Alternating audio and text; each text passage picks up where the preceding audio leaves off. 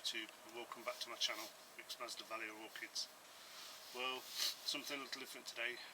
We're not discussing Masdevallias. What I'm going to do is a review on this, the Tec-take greenhouse, advertised on eBay. I think it's £245. The supplier's in Germany and it's made in China. I needed somewhere to put my Venus flytraps, so I bought this. I'm going to get this right, get my Venus flytraps in here and move my nepenthes into the old flytrap house. So I thought I'd share it with you because I've not seen any reviews on it on eBay, and it might be useful to some of the viewers or some people in the UK who are thinking of adding a greenhouse in their garden. So let's get on with it. Well, here it is, Tec-take from Germany, made in China. It's only a small one, 6x6. Just somewhere to put all my Venus flytraps. So we can have a look around it. I'm trying to get it done. One of the modifications I have to do to it, I had to seal all the ends of the perspex with aluminium foil tape. That helps you ensure that bits of grime and crap don't go up the in between the panels. Let's have a look inside anyway. As I said, it's only a small one. It'll do. It'll do. Sliding door, and here we are inside. Well, we'll start having a look at the modifications I've done to it. But anybody thinking about getting a smaller greenhouse, a cheapo, these aren't bad for the price. They do the job. Well, I hope that they're going to do the job. I'm just hoping that they're firm enough to keep my Venus flytraps in. So let's have a look round. I've added some cantilever roof supports in the eaves because it's only cheap, but it gives it a bit more strength. You know, should do the job. I've put them on the sides as well to give it a bit more strength on the sides. They're all extras to go with it. I've actually sealed between all the I don't know if you're going to see this, but between all the polycarbonate and the aluminium frame, I've put some polystyrene in and pushed it in to make it a better seal. That way it's watertight. It's this stuff. This stuff, look. Just polystyrene tubing. I put it in all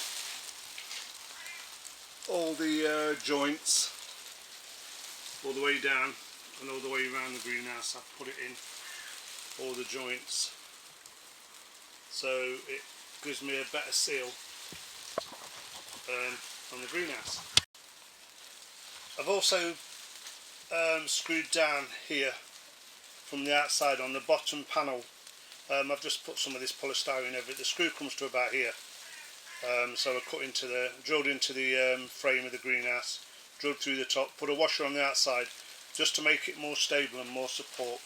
They are a cheap greenhouse, £245 from Germany. Well, they're made in China, but they come from Germany. But I just thought I'm going to try get a cheap one, improve it, put things in. Yeah, it looks okay at the moment. Only time will tell. See how the wind holds up. I'll show you when I'm putting a bench in. I've got a bench coming. I'm going to get the bench in, then get the rest of the greenhouse set up. So give me another second. I've fitted a couple of shelf brackets at the back of the greenhouse. I'm going to have 4 shelves altogether. I've still got 2 more to fit up. I'm just waiting for some more of these chip out bolts to go in so I can put some more brackets up. Then on there I'm going to have all my seed trays on the shelf, but they cost me about $2.47 from B&Q, but they'll do so long as I can get this up and running in the next couple of weeks before winter gets here. The old greenhouse I used for me Venus flytraps, I'm going to move all my apprentice in there. I'm putting heat in there as well. This one is temperate greenhouse, don't need any heat, so it's looking okay. Well, here we've got the internal thermometer. It's working off the sensor. You can clearly see in the blue in the small greenhouse at the moment it's 7.7, 91% humidity. And in my conservatory at the moment 12.785. We've got no heating on in either at the moment, and it's 8:22 in the morning. So that's something else I've added. Makes life a bit easier for me that I don't have to keep going outside to have a look at the temperatures, and I can do it from the comfort of my own home. And I'll look at now at the centre in the greenhouse. Something else I've added is wireless sensor thermometer. This is the greenhouse part. I'll show you what I've got in the house in a moment. This is the box it came in, and it's from Aldi. I think it's £4 in total, but I thought it was a bargain. It's got 100 metre range of wireless. The sensor's pretty good, and yeah, I thought if you're going to create a greenhouse or an environment for your plants, you've got to consider the temperature control. So rather than keep coming out here every 5 minutes to have a look at the temperature, I can sit in the house where it's a bit warmer and just look at the main screen. I thought that'd be interesting. That, sorry, did I say that it was from Lidl? Yeah, Lidl in the UK. Okay. Yeah, it's got one of them, just sliding door. That's not too bad. Just slides back. But yeah, you can see where I have sealed everything to make it more watertight. And what I can't stand is these polycarbonates rattling. You know, this is pretty secure now. So let's have a look at what else I've got in here. Yeah, as you can see, I've also secured it to the ground, drilled a hole and bolted it to the ground. 2 on this side, 2 on the back, 2 on the front, just to make it a bit more secure and stable. You're not going to get a great deal out of them. They're just cheap. It's just ideal to have an additional one in your garden. Well, I've moved the first bench in and I've started putting my Venus flytraps back in. So up to now it don't look too bad. It comes, I don't know if you can see here, all pre-numbered, so it's like one big jigsaw puzzle really. The instructions aren't that bad. Don't forget the panel, the polycarbonate is only 4mm thick, so depending on the temperature you want to keep your greenhouse at, you may well have to put some bubble wrapping on the inside, or consider an heater. But this is a temperate greenhouse for these Venus flytraps, so hopefully they're going to start going into winter dormancy soon. Just got a few other things in here as well. But yeah, it's a bit of a review. It's only a cheap greenhouse, but if it does the job, it does the job. So I'm going to finish off now, get the rest of them shelves up, put some more benches in, and let you have a look at it when it's complete. Well, that's it done. Let's go and have a look in. I've moved everything back in.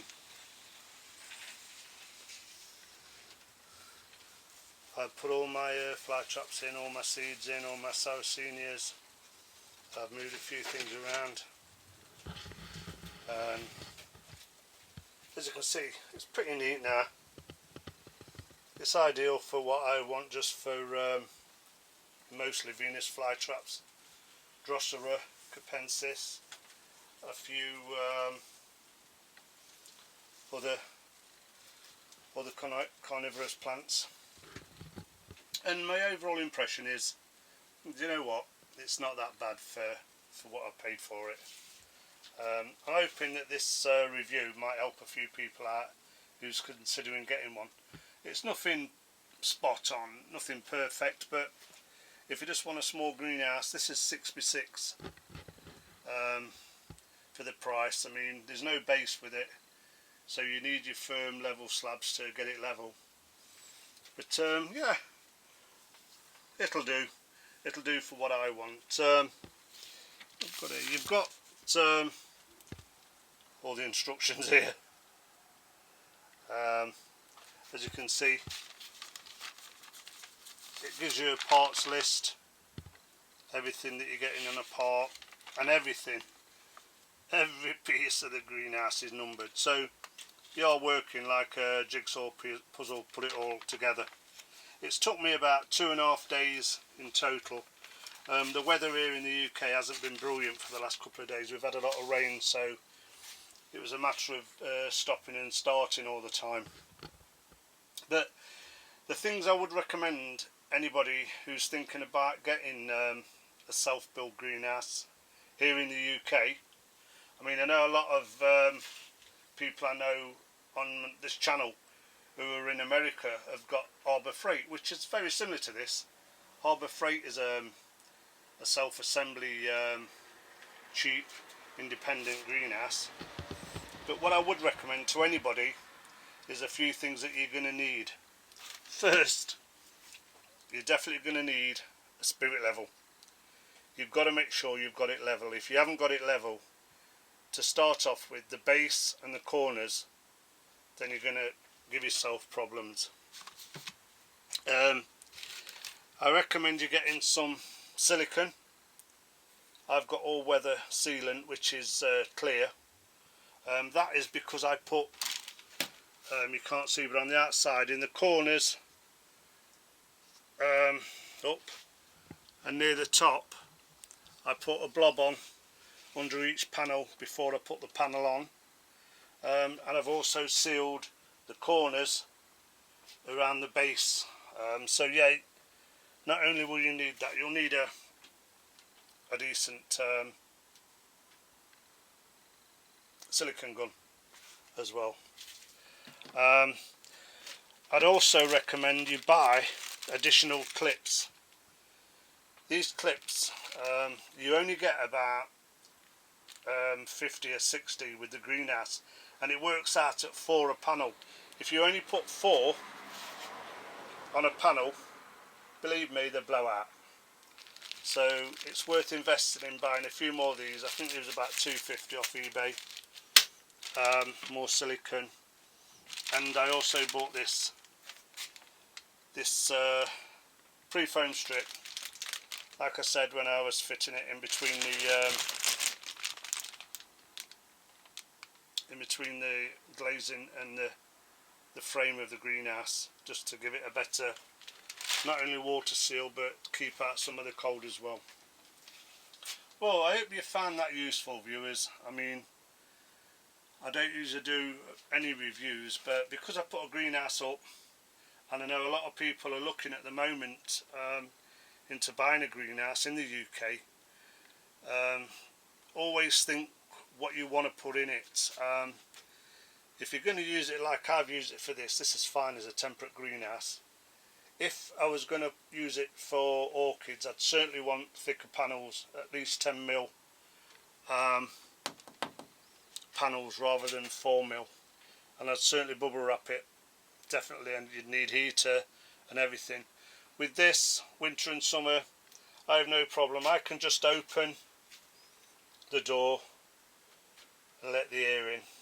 You know, if I did need to shade it, I can put a shade cloth on, no problem, but